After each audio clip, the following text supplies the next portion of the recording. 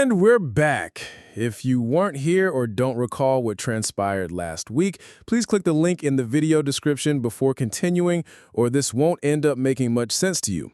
So, the doctor comes sprinting down the ward and into the room, breathlessly asking the nurse what was awry.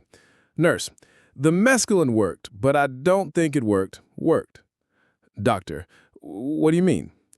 Well, as per norm, he was up high for several hours, and we expected that, and there were no traumas in his coming down. Okay, so what's the problem? Y'all, Hirsch, I need to get some rest before my 12-hour shift on the factory floor tonight. Well, what's happening? It seems he is of the opinion that he is... Sweetheart, could you have that colored gal that was in here before bring me a whiskey and a cigarette? Doctor, oh shit. And when am I getting moved to the White Hospital? Sir, there is no such thing. We've told you this. Bad enough they let you people think you can be doctors. My pa always said that this would happen if we let you people... Sir! He's been nonstop since he came back to 2. This is unheard of. Due to my constant interjections, they moved their conversation to the hallway where they could more easily remain undistracted by me. I wish I knew what they were saying. I was desperately in need to get into my own bed to sleep out what remained of these daylight hours so I could be spry for my shift on the mattress factory floor, and there was just too much going on around me. After their conversation about whatever they needed to converse about, I was informed that my mother, Jeffrey, and my wife had all dispersed for a short while to handle some at-home errands while I was under the treatment with the mescaline and being monitored by the nurses. They would be back soon enough. Mom and the wife came back first. When they came into the room, I heard them speaking with the nurse. Mom, how is he? Well, physically, he is as good as he was when he came in here. But mentally, he is... Where's that guy with my whiskey? Well, Mom, he hasn't drank whiskey in a year and a half. He isn't himself right now. Oh, boy. Who are these people? When are y'all taking me to the other hospital? There is not another hospital to take you to. We've told you this. And this is your wife and mother. Beverly? Where? Who the hell is Beverly? I'm gathering that Beverly is the wife of whomever he currently thinks he is. And he thinks he's... Well, yes. Does he at least have a name?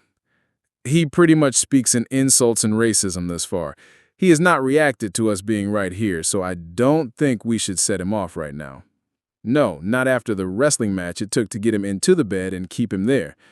Again, they took the conversation out to the hallway outside of where I could hear to interrupt. Eventually, I lost interest and fell asleep.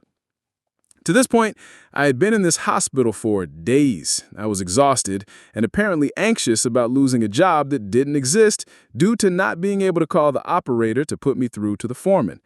They kept telling me that the mattress factory had closed 40 years ago, but no one could prove it. It was like they were trying to get me fired and replaced with some non-union scum.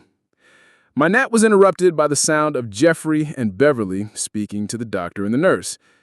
Beverly, well, what do you guys think? Is it worth a shot? Nurse, what do you think, Doc? Doctor, well, physically, he is in nearly better shape than me. Perhaps showing him directly to things out and around might help. So we, his brother and I, ride him around the city. They're twins, so his brother will best know where they've ever been or lived or whatever. It could work. Doc, at this point, I am willing to try about anything. So, now there's a plan. They wheel me to what I am to understand is my car, and my brother drives me around giving me a tour of the city. We visit places where he says we lived and played, where friends lived, schools we went to, and other random places of interest. All I could think, the whole ride, was, when and why did they cut down all the woods in the city? It's going to make deer hunting hard if ain't no trees, and we won't have enough to eat in a winter like that. After a couple hours of this failed experiment, Jeffrey and Beverly returned me to the hospital for more attempts at doing this medically. I am told that it is Saturday, and I have been here a week now. I just want to go. They tried playing my favorite music for me to remind me, only for me to yell until they turn off that damn jungle noise. There was never a waking moment where there was not at least one family member or family-adjacent friend somewhere nearby to receive info and play point to the rest. Wait, my shared custody agreement with someone I had a wedding with once dictates custody exchange is a drop-off at the receiving parent's house or otherwise agreed upon location at 3 p.m. on Sundays. Apparently, my phone was commandeered and an arrangement was made for my mother to receive her this week without alerting anyone that I was hospitalized or why, in hopes that things could be swiftly resolved. And this was the turn for the better. Jeffrey decided on Sunday afternoon that I should be taken for another ride. Not a tour of the city this time, but to my own house where wife person, Beverly, would be with Mom and a someone special, as they called it. A straight shot from the hospital to my house took us about 13 minutes. Not that I know it was my house in the moment, but that was what he told me as we entered the neighborhood that I clearly did not previously recall existing. Until we get out of Jeffrey's car and walked up the steps into the front of the house. In the living room, there is Beverly, Mom, the perfectest little 12-year-old I have ever seen, with 3 dogs. The largest of the dogs is sitting in the 12-year-old's lap, and I felt something snap in my brain. Me. Chipmunk, get your grubby little mitts off my puppy. The adults in the room snapped to attention. Mom, what did you say?